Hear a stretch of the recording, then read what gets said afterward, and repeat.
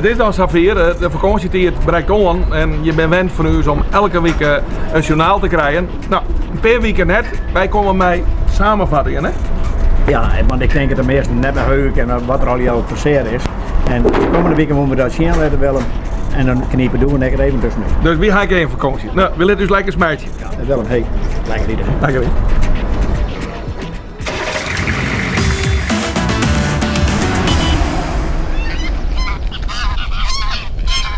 Mijn naam is Jacob Hanenburg. Ik ben boswachter bij Staatsbosbeheer. En we staan hier in de Houtwiel, een van onze mooiste gebieden hier in Noord-Eerst-Friesland. En een gebied waar de centrale as heel duidelijk zichtbaar is. Want de centrale as vleent je letterlijk hoe de ecologische haatstructuur zouden we dat nemen. En daarmee is hier een hele veilige verbinding maken. Hoe bijzonder is de Houtwiel? De Houtwiel is qua natuur een hartstikke bijzonder gebied. Het is een grote oppervlakte, kletstrovierd moerasgebied met heel veel wetterrijd. En wetterrijd is dan wel een leefgebied wat op heel veel plekken in Friesland verdwenen is. Maar in de Houtwiel vind je dat nou op een grote schaal. En ja, dat zie ik wel waarom in soorten die daarin leven. We hebben eerst de roerdomp al. En misschien prachtig geluid. Nou ja, in de Houtwiel zitten sommige jaren wel zo'n 8 hompende roerdompen.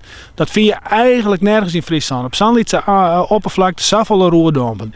Dus de Houtwiel is een echt roerdompenparadijs. Ben je al tevreden met de natuur zoals die nou inpast is in de centrale as? Naast dat in de centrale as de dijk online wordt, is er ook een heel stukje gebiedsontwikkeling in. De gebiedsontwikkelcommissie is daar ook met de Wanderwest. En daar zijn hele mooie natuurgebieden ook online. Net al in de Geren, bij de Houtwiel de Vlaamse Leien. Maar ook bij de Leien bijvoorbeeld. Bij Jestermaar is het gebied de Putten ingericht. Ja, dat zijn wel kansen die dan voorbij komen op het moment dat er zulke infrastructurele projecten uitgevoerd worden. Wat is het effect van de maatregelen die tot nota naam zijn? Nou, het gebied is volle weer te maken. Ja, en dat zie je waarom in soorten van wierte natuur.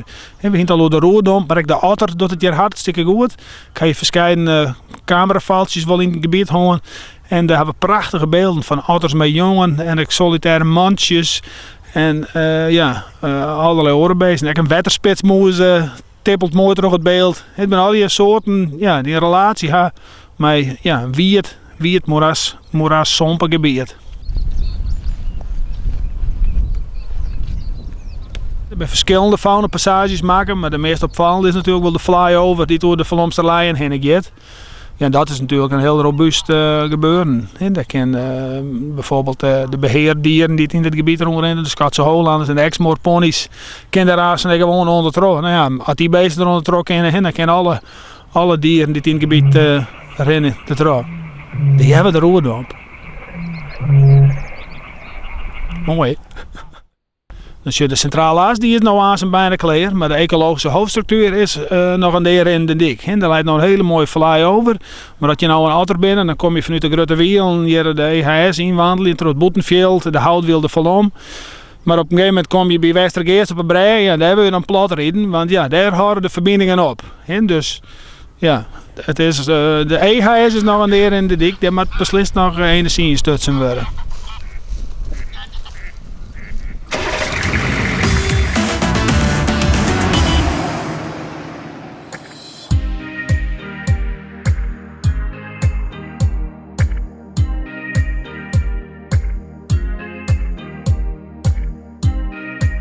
In oktober, de dag van vooruit maar de handel. Wat moeten we dan verwachten van de Scherions?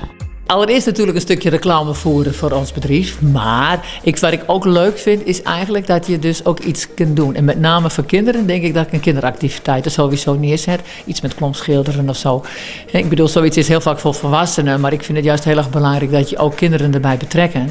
Dus dat is sowieso, doen we dat. En misschien dat we zelf nog wat demonstreren. En dan denk ik dat we niet klompmaken demonstreren, maar misschien de verftechniek. Want ja, als je echt wilt zien hoe de klompen gemaakt worden, dan moet je toch echt hier naartoe. Je bent hier in Noordburger bij Scherions Klompenmakerij en Klompenmuseum. Onze jongens, ik ben inmiddels de 6e generatie klompenmakers. Dus het is echt een klompenfamilie. En in 1960 kwam men hier in dit gebouw. Dit is van vroeger een eremoes. Maar in 1960 is het een klompenmakerij geworden. En, nou ja, en ik woonde hier toen vanaf 82 met mijn man Elke. En wij hadden een hele verzameling en een prachtig gebouw. En toen zeiden wij van nou, we wilden er eigenlijk een museum bij starten, omdat we dat zelf leuk vonden. Dus het is vanaf 87 ook een museum. In de werkplaats maakt je hem zelfs de klompen. Ja, ik bedoel, dat is zelfs de kracht. Ik bedoel, dat is ook de basis waar het geheel op drijft. Dat wij dus zelf die klomp maken. Wij maken ze van wilgenhout. En die bomen die worden eerst dus in stukken zaagd. Dan komt het vervolgens bij de lintzaag en die maakt blokken ervan. Nou, je pakt 2 van die blokken en dan komen ze voor de eerste machine. Dat is de kopieermachine. En de kopieermachine maakt de buitenvorm van de klomp. Vervolgens komen ze in de boormachine en die haalt het meeste hout eruit. Hè? Het woord zegt het al, boormachine. Dus het eerste gat wat erin boort. Dan komen ze bij de tweede boormachine, die maakt uiteindelijk de pasvorm erin. Daarna komen ze voor de afstukmachine die dus de punten die er nodig waren voor het vastzetten in de machine, dat die eraf haalt. Vervolgens komen de riemgaten erin en dan moet ze in de droogkamer. Dan wordt ze droogd en dan moet ze geschuurd en dan moeten ze dus worden geverfd. En dan heel veel van verkocht, hoop ik. Je hebt 2 soorten klompen. Je hebt kapklompen of je hebt ze met leerkens. Dat is officieel in het Nederlands de tripklomp. Deze buurt is dus echt de streek van de leerkenklomp. En wat dus bijzonder is, dat wij dus dat we die leerkenklomp maken met die riemgaten. Die leerkens gaan erover. Maar ook in combinatie met die kleur. En die kleur, dat geeft heel erg aan, dat is een ouderwetse verftechniek. En dat is wel voor heel veel mensen wel heel bijzonder. En het aardige is dat mensen zeggen van nou, ik noem het skerjonsjes. En dat vind ik nou het leukste van alles. Wij zijn niet ontevreden zoals er op een gegeven moment nou dus men ons kan vinden. Zie, men komt, we zijn niet afhankelijk alleen van onze regio. Het is namelijk zo dat wij met name dan in de zomerperiode met toeristen en vakantiegangers. Ik bedoel, men wil rust een uurtje rijden om hier te komen. Dus dat was altijd al. Misschien wilden ze nou nog wel 1,5 uur. Ik weet niet, als het sneller gaat. Wat vinden mensen hier altijd wel zo mooi als ze hier komen, als ze er een oer voor oer hebben? Nou, ik denk dat het unieke van dit geheel is dat wij zowel een stukje historie, want natuurlijk, die klomp is natuurlijk ons cultureel erfgoed. En dus dat ze zien alles op gebied van dat, van de historie. Maar daarbij is het natuurlijk een moderne klompenmakerij. Dus zowel het een als het andere, wat hun heel erg aanspreekt. Ik bedoel, we hebben heel veel verschillende soorten mensen. Onze doelgroep is heel breed. En ik bedoel, degene die hier dus komt voor het museum, die denkt, dit moet ook allemaal klompen. En dan zien ze iemand hier met klompen weggaan. En dan denken ze, zo, dat gaat dus ook nog. En dan staan ze verbaasd dat op die manier die klomp dus uiteindelijk nog steeds gebruikt wordt.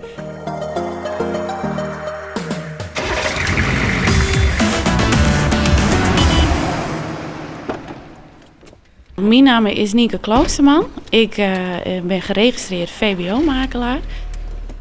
Sinds maart 2016 ben ik eigenaar van mijn makelaarskantoor Instelmakelaardij. Dus het is eigenlijk nog een heel jong en nij en fris bedrijf. En waar ik me voornamelijk mee bezig hou, is het helpen van aankopers en verkopers met het verkopen van hun wenning. We zullen de regio in. Waar gaan we correct heen?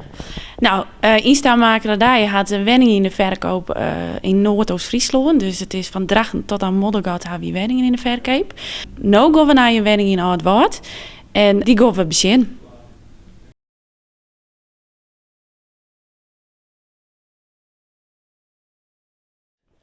Instelmakelaardij is wat het zei, het is een makelaardij. Wij zijn wel correct even wat oors met de verkoop. Dat is een nieuw concept.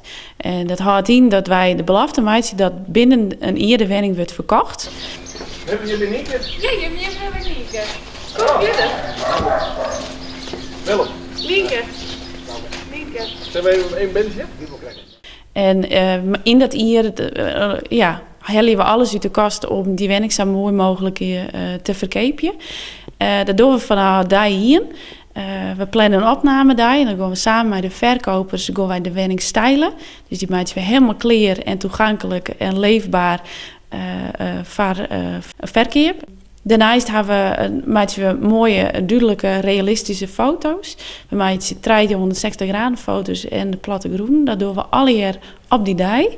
Daarvoor hebben we ook nog de ruimte om eventueel een tuinman in te schakelen of een klusjesman.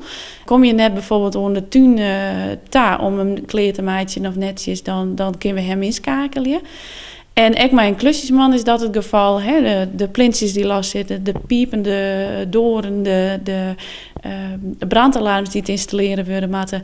Ja, dat kunnen we alle jaar verzwargen. Vervolgens hebben wij regelmatig contact. Dus als er wat gebeurt, als er beweging in zit, dan hebben we natuurlijk contact. Maar dat er echt niks gebeurt, hebben we contact. Want die woning moet natuurlijk wel onder de aandacht blijven. Er binnen tal van mogelijkheden om die woning weer opnieuw onder de aandacht te brengen. Dus dat zien we dan ook zeker van. Is de woning net binnen hier verkocht en de meesten willen toch graag een orenmakelaar, dan ben ze echt vrij om een orenmakelaar in te schakelen. En dan ben ze echt net een boete van verplicht. Hè. In de meeste gevallen is dat wel van toepassing.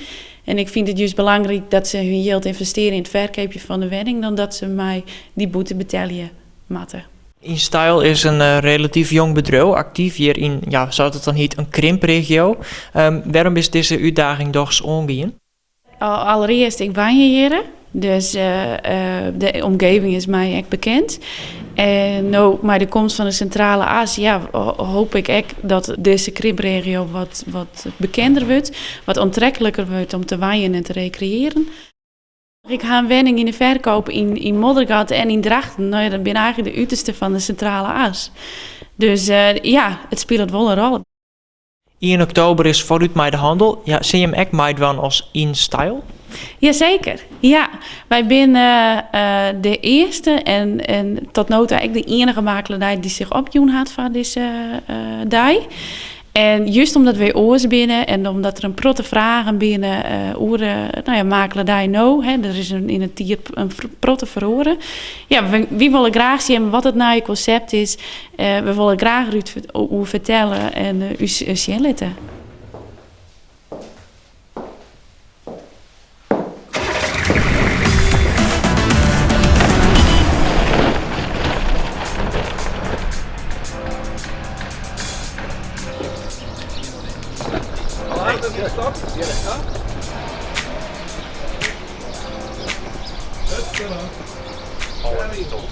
Waar maar weer gaan? Volgens mij maar bij Pieter en Doet hier hebben. Pieter en Doet.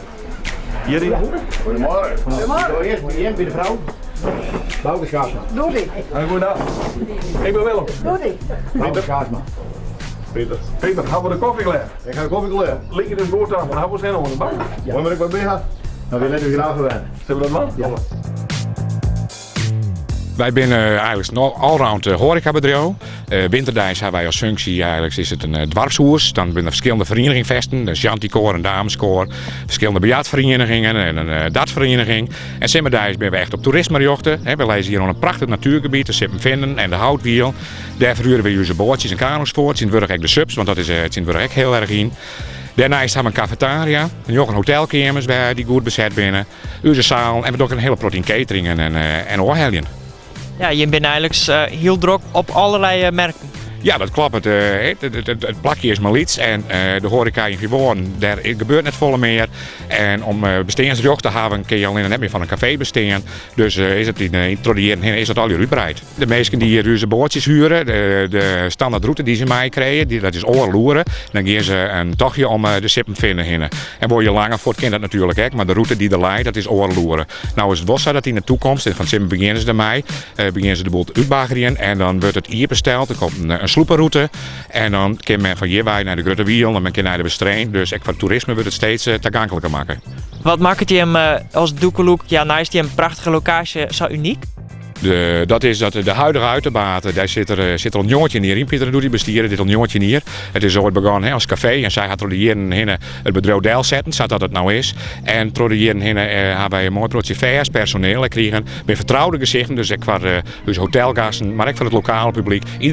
Iedereen wordt herkend, er is altijd hier van een praatje. En dat maakt de Doekeloek niet ook in onze keuken. We hebben ook gigantisch sterk in binnen met de buffetten en de barbecues. En de plate service maken dat een uniek bedrijf. Je zei al, het plakje is natuurlijk uniek. Mensen nemen het ook wel het giethoorn van het noorden, Hakjet. Ja, dat klopt. Vooral het toerisme wat je Simmerdijs aansteekt en die verbazen hun hier hoe de locatie en dergelijke. En vooral als dan met de bootjes het natuurgebied in is. Nou, Giethoorn direct die bootjes verhuurd. En zo leidt het er hier op in Westerbork lekker in inderdaad. Nou is dit journaal in het kader van de centrale as van Vooruit met de handel. Wat ondervind je hem zelfs krijgt van de centrale as? Het had dus een hele grote handel gebracht. Vanaf de start eigenlijk dat ze begonnen binnen met de centrale as. Hebben wij een gigantisch goede hotelbezetting gehad. We hebben 2 jaar lang echt bedrijven die hier vast zitten. Continu in de kost. 4 dagen in de week. We hebben verschillende trajecten al hier. Dan gaan we daar de catering aan verzorgen. En daarna brengen we een hele grote maaltijd op locaties. De man nu werken met op dat project overleveren willen. En 1 oktober is natuurlijk de handelsroute over de as, Vooruit met de handel. Wat zie je hem dan van? Ja, dan doe ik mij. We hopen natuurlijk er doen verschillende bedrijven mij. Uiteindelijk is de bedoeling dat we met z'n allen de regio op elkaar zetten. En wij willen dus bedrijven daar dan zelf ook promoten. Dus we zullen een stukje verhuur zien laten. Maar ook het grootste pad in, dat is horeca. Dus wat wij doorgaan met de cateringen en dergelijke. Dat willen wij daar die verkeerpje. Jou had er zin in? We hadden zeker zin in.